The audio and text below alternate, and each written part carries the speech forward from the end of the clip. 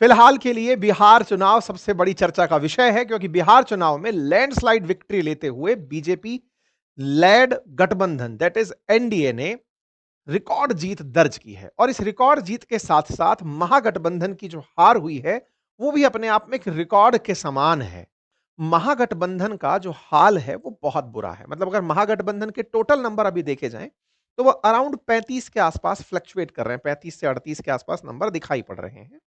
243 सीटों में से आप दहाई के आंकड़े पर हैं और वो भी 50 से कम सीटों पर हैं। इसका मतलब अपोजिशन के नाम पर भी जनता ने आपको रिजेक्ट कर दिया। मतलब एक तरह से ये वो नंबर है जहां 122 नंबर बहुमत के लिए जरूरी माना जाता है।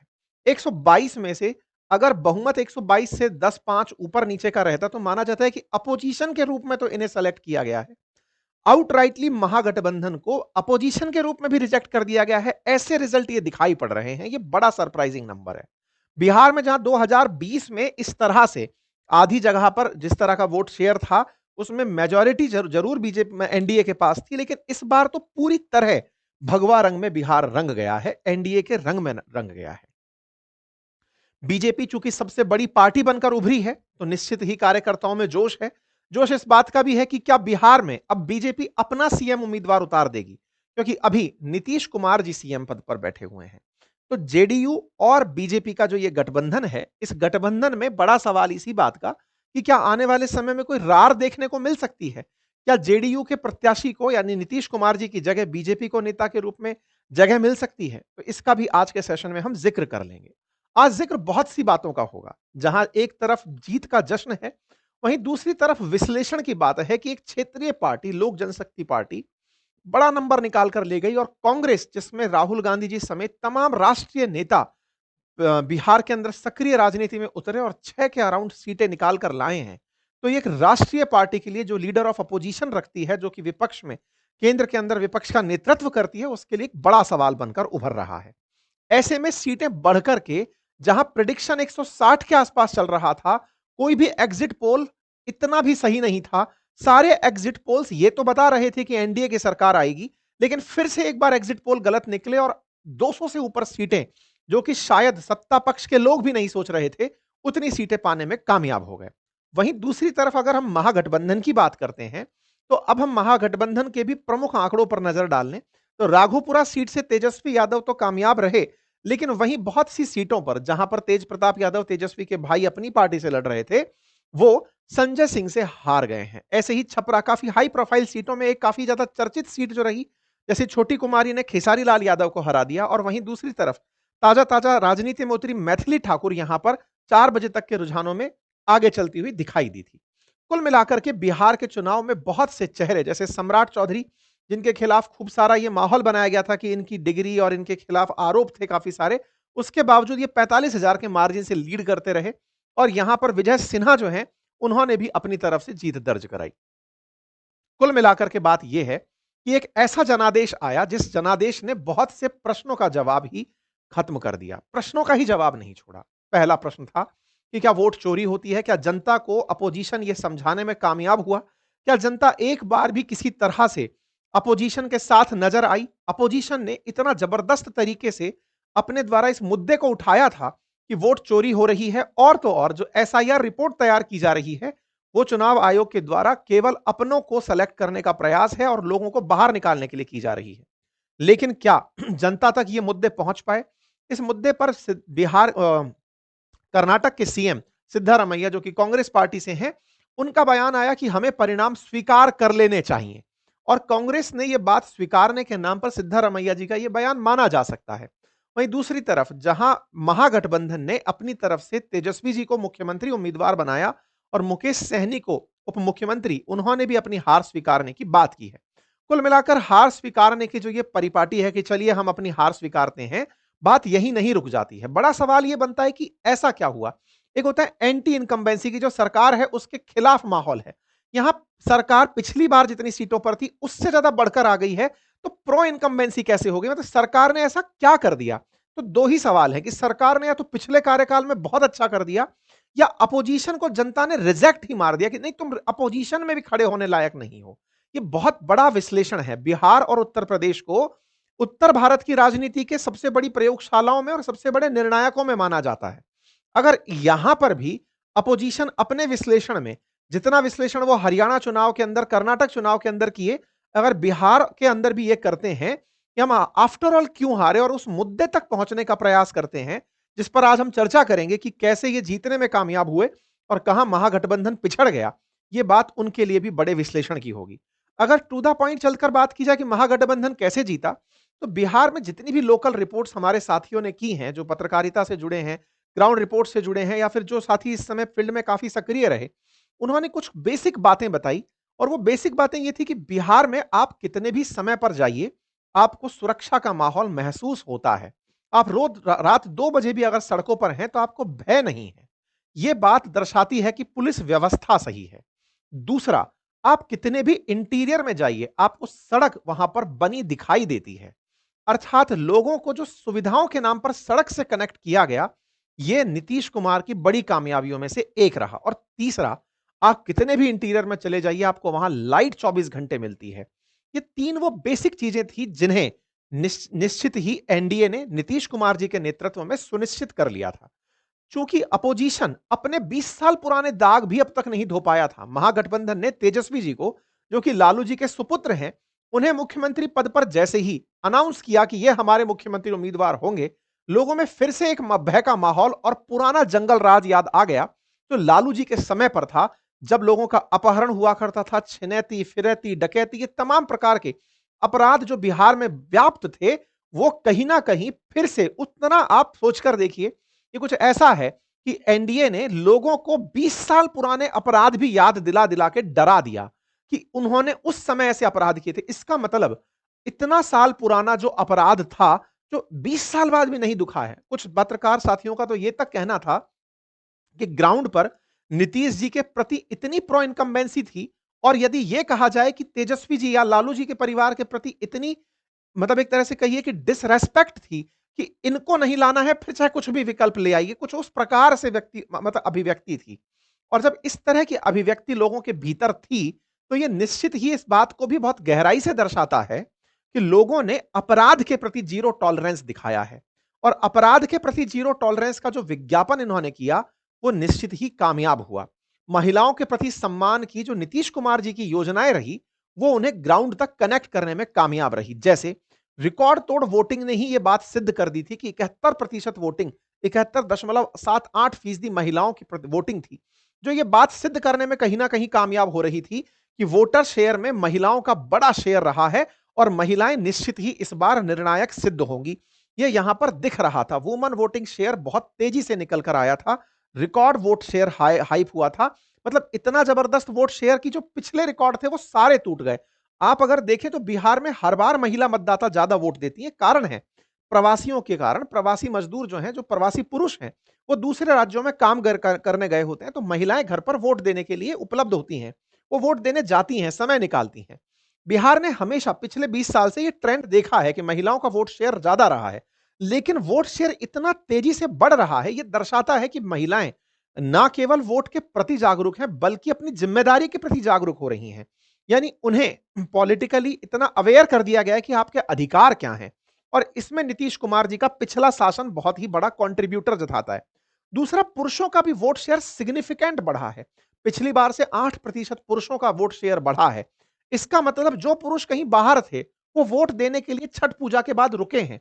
प्रवासी मजदूर जो बिहार के लिए एक बड़ी परेशानी रहा है, वो वोट के दौरान रुका है। और कहीं ना कहीं अब रिजल्ट कहते हैं कि महिलाएं अपने पतियों को कन्विंस करने में कामयाब हुई हैं कि आपको वोट कहां देना है। कुछ ऐसा नतीजा दिखता है। जहां लोकसभा चुनाव में 60% के आसपास मतदान था, आज वो 66% के आसपास मतदान है। ये बड़ा नंबर है। नीतीश कुमार जी ने जिस प्रकार से महिलाओं के साथ कनेक्ट करते हुए स्वरोजगार के नाम पर महिलाओं के खाते में 25 लाख महिलाओं के खातों में जो 10,000 रुपए वोटिंग से कुछ समय पहले ट्रांसफर किए, हालांकि इसके खिलाफ बहुत बयानबाजी भी हुई और हमारा भी मानना है कि ये तरीके के प्रयास बचने चाहिए। चुनाव आयोग और सुप्रीम कोर्ट को इसके खिलाफ कुछ तो कदम ऐसे उठाने चाहिए कि जब आचार संहिता लग जाए, उसके बाद कोई भी फाइनेंशियल ट्रांजैक्शन ना हो, कुछ ऐसा ना हो। हालांकि इसके बारे में सरकार से अगर पूछते हो तो वो कहेंगे कि ये हमारी पॉलिसी का पार्ट है। और जैसे लोगों को तनख्वाहें मिलती हैं, जैसे सरकारी कर्मचारी जो बिहार में काम कर रहे हैं उसको तनख्वाह मिलती है, ऐसे हमने अपनी माताओं बहनों को ये पैसा दिया है। लेकिन 25 लाख महिलाओं को पैसा देकर के 1 करोड़ लोग साथ दिए गए, क्योंकि एक महिला कम से कम 4-5 लोगों का परिवार औसत लेकर चल रही है।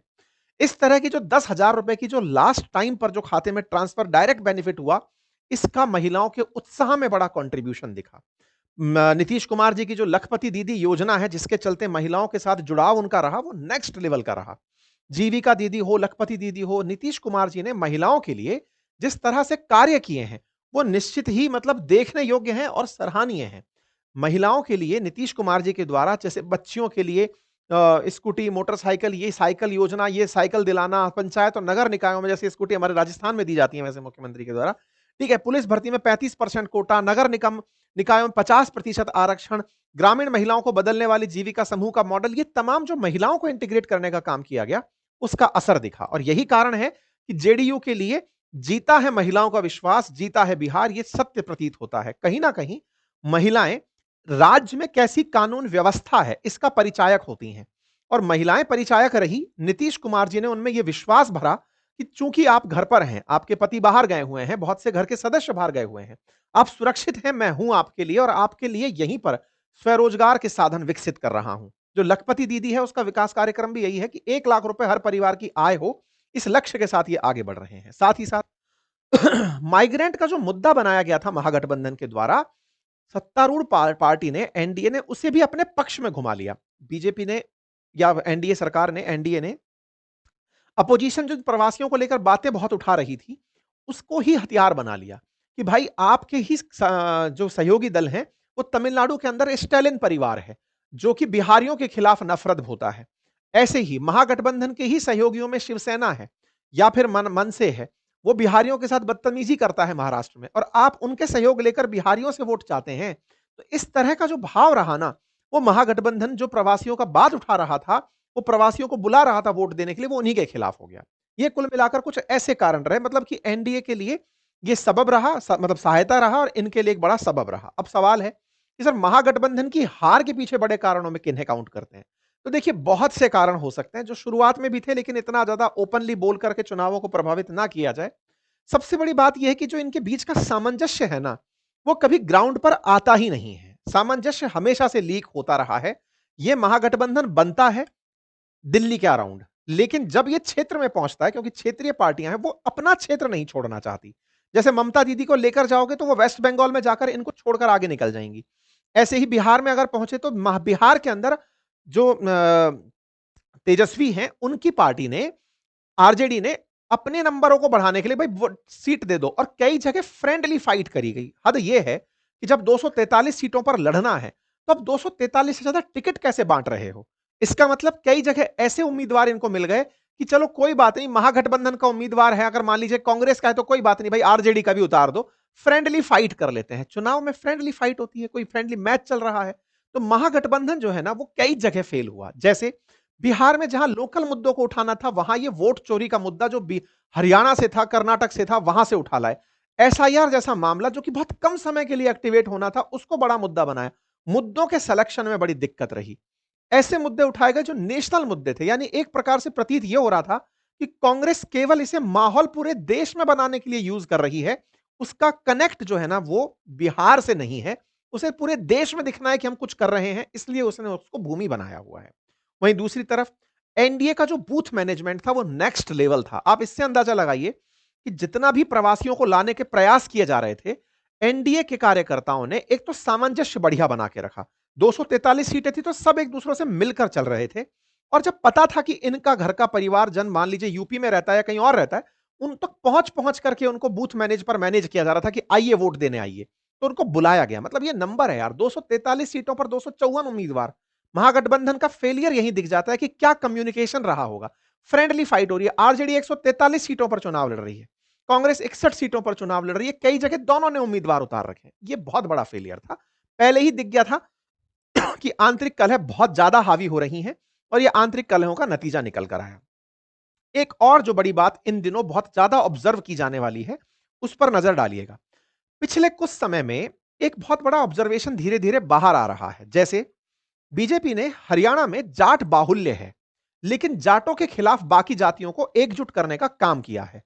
जो भी जाति अपने आप को मार्शल तरीके से या दूसरी जातियों पर हावी होने के तरीके से रिप्रेजेंट करना चाह रही है, उसको बीजेपी लामबंद कर ले रही है। ये सभी लोग अब पावरफुल हो चुके हैं। हरियाणा के जाट पैसे वाले भी हैं और पावरफुल भी हैं।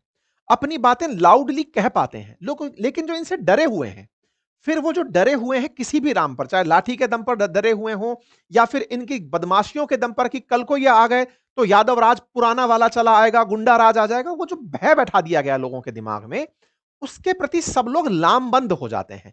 यानी कि जातियों को अब बीजेपी ने, जैसे कहते हैं ना पुलिसिया भाषा में कि कौआ मार के टांक दिया तो सब कौए दूर हो जाएंगे, कुछ ऐसे सेट मॉडल कर दिए हैं कि यहां पर ये जाति बाहुल्य में है ना, तो आप पकड़ो बाकी लोग एक हो जाओ। एग्जैक्टली यही मॉडल इन्होंने बिहार में अपनाया। बिहार में तेजस्वी यादव से जो यादवों का कनेक्ट है ना, वो तो अल्टीमेट है, मतलब वो एकजुट होकर वोट देता है। लेकिन उन यादवों के अंदर जो इस बात का घमंड है कि लालू जी अगर सत्ता में आ गए तब फिर हमारा ही हर ठेका होगा, हम अपने तरीके से शासन प्रशासन में इन्वॉल्व होंगे, उनके खिलाफ फिर लोग लामबंद एक हो जाते हैं। फिर चाहे वो भूमिहार हो, चाहे ईबीसी हो, चाहे जनरल हो, सभी लोग एकजुट होकर के वोट देने उतर पड़ते हैं। और एनडीए कहीं ना कहीं एक भी टिकट मुस्लिम कम्युनिटी को ना देकर अपने आप को यह भी दिखा देती है कि हमारा क्या वो है, मतलब विजन थॉट प्रोसेस क्या बीजेपी के थ्रू ये दिखा दिया जाता है। कहीं ना कहीं ये थॉट प्रोसेस ही है जो लोगों के अंदर एक अंडरग्राउंड करंट बनाता है। और ये बात बहुत तेजी से अब देखी जा रही है कि जिस जिस राज्य में जो जाति डोमिनेटिंग है ना, उसके खिलाफ ही सबको एकजुट करके ये सत्ता बनाते चले जा रहे हैं। ये प्रयोग हरियाणा में सफल हुआ था, बिहार में अब ये ऑथराइज्ड हो गया है। ये बड़ा बात है, इसको सोचने का आवश्यकता है। जहां तक बात हो पीके की, ये बड़ा काम कर गए। पीके ने चुनाव में मोबिलाइजेशन बढ़िया किया, मतलब पीके के 98% उम्मीदवारों की जमानत जब्त हो गई। लेकिन इंटरेस्टिंग बात यह थी कि जमानत जब्त होने के बावजूद जो जनता में मोबिलाइजेशन था, मतलब हर बिहारी जहां भी बैठा था उसे अब यह था, क्योंकि इनका मीडिया प्रबंधन जबरदस्त था। जितना फुटेज मतलब प्रशांत किशोर को चुनाव में मिला है, मीडिया कवरेज मिला है, उससे राष्ट्र में यह पता था कि बिहार में चुनाव हो रहा है। बहुत बार ऐसा होता है कि बहुत से राज्यों में चुनाव हो जाता है लेकिन पता नहीं चल रहा है, लेकिन प्रशांत किशोर की वजह से नेशनल मीडिया पर कवरेज था। इससे बिहारी सेंसिटाइज हुआ कि ओहो, हमारे राज्य में कुछ हो रहा है। प्रवासी मोटिवेट होकर वोट देने पहुंचा, वोटिंग के प्रति अग्रसर किया इन्होंने लोगों को। पहला तो ये सेंसिटाइज करने में काम हुए। दूसरा, प्रशांत किशोर के दावों के साथ जो हुआ वो तो खैर आगे का अलग विश्लेषण है कि अब ये राजनीति छोड़ेंगे या नहीं, क्योंकि इन्होंने कई दावे किए थे कि अगर 25 से ज्यादा भी जेडीयू सीट ले जाती है तो मैं राजनीति छोड़ दूंगा, सियासत छोड़ दूंगा। उस पर अलग चर्चा होगी, लेकिन फिलहाल के लिए जनसुराज ने जितनी भी जगह पर लोगों को टिकट वितरण किया था, उस टिकट वितरण का एक नतीजा यह निकला कि लोगों में माहौलबाजी जो है ना वो बनकर के तैयार होगी। मतलब पीके को इस प्रकार से समझिएगा, मैंने इसीलिए कहा कि क्या वो एनडीए की बी टीम बनकर काम कर रहे थे। वो कैसे? उन्होंने प्रवासियों का मुद्दा बहुत बढ़ चढ़ के उठाया था। प्रवासी को बुला तो लिया, लेकिन जब वो आया तो उसने देखा कि क्या ग्राउंड में पीके इस बार चेहरा बन पाएंगे। जब ग्राउंड रियलिटी देखी तो उन्होंने कहा नहीं। तो फिर बोले हमारे पास दो ऑप्शन है, इनमें से पहले वाला ऑप्शन बढ़िया है जो करके दिखा चुका है, तो उसने उसको टिक मार दिया। एनडीए के साथ कुछ ऐसा हुआ है। पीके मोबिलाइज करने में काम आए और काम आ गए दूसरे के लिए। इंटरेस्टिंग बात यह रही कि पीके पूरे टाइम चुनाव में मोदी जी के खिलाफ कोई बयान नहीं दिए, नीतीश कुमार जी के खिलाफ भी कोई बयान नहीं दिए। बार बार यही बोले कि सुशासन बाबू हैं, लेकिन उनके अंडर में बहुत सारे लोग जो गड़बड़ कर जा रहे हैं उन पर उनका नियंत्रण छूट गया है। तो जब इन्होंने एक प्रकार का सॉफ्ट कॉर्नर जो रखा ना, उस सॉफ्ट कॉर्नर का लाभ मिल गया एनडीए को, कि लोगों को हिंट मिल रहा था कि कहीं ना कहीं ये एनडीए के ही पक्षधर हैं, ये इस तरह की बातें कर रहे हैं। कुल मिलाकर के बिहार का चुनाव काफी रोमांचकारी रहा, विशेष रूप से बहुत से लोगों के लिए लर्निंग रहा। अब विपक्ष को इस बात से विश्लेषण करना होगा कि सत्ता के खिलाफ एंटी इनकम्बेंसी होना सुना था, लेकिन एंटी अपोजिशन मूवमेंट होना यह शायद विश्लेषण का विषय है और इस पर गहराई से चिंतन करना चाहिए। जानकारों का कहना है कि कहीं ना कहीं ग्राउंड से जो कनेक्ट मिस हो रहा है उसकी बहुत ज्यादा जरूरत है। खैर, राजनीति में बड़े बड़े समझदार लोग बैठे हैं, वो ज्यादा अच्छे से विश्लेषण करेंगे। फिलहाल के लिए इतना ही। जानकारी पसंद आई हो तो साथियों से साझा करें। बाकी आप लोग इस विषय पर क्या सोचते हैं, अपनी राय जरूर रखिएगा। फिलहाल के लिए इतना ही। बहुत बहुत धन्यवाद।